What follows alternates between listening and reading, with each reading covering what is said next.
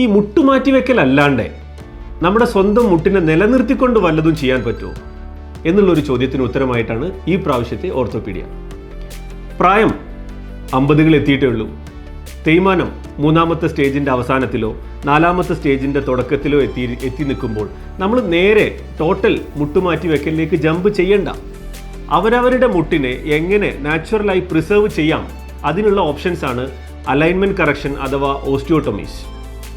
നമ്മുടെ മുട്ടിൻ്റെ ഏതെങ്കിലും ഒരു അറകളിലേക്ക് മാത്രമായിട്ടാണ് തേയ്മാനം സംഭവിച്ചുകൊണ്ടിരിക്കുന്നതെങ്കിൽ, പ്രത്യേകിച്ചും ഒരു മാൽ അലൈൻമെൻ്റ് ആണ് അതിൻ്റെ മൂല കാരണമെങ്കിൽ, ഈ അലൈൻമെൻറ്റിനെ കറക്റ്റ് ചെയ്യുക വഴി നമ്മുടെ മുട്ടിൻ്റെ വെയ്റ്റ് ബെയറിങ് അതിൻ്റെ ആക്സിസ് ഷിഫ്റ്റ് ചെയ്തുകൊണ്ട് മുട്ടിനെ പ്രിസർവ് ചെയ്യാൻ സാധിക്കും. ഉദാഹരണത്തിന് നമുക്കൊരു കാറുണ്ട്, കാറിൽ 4 ടയറുകളുണ്ട്. ആ ടയറിൻ്റെ ഒരു പ്രത്യേക ഭാഗത്ത് മാത്രം ഒരു തേഞ്ഞ് വരുന്നതായി നാം കണ്ടാൽ നമ്മൾ പെട്ടെന്ന് ആരും ടയർ മാറ്റാൻ പോകാറില്ല.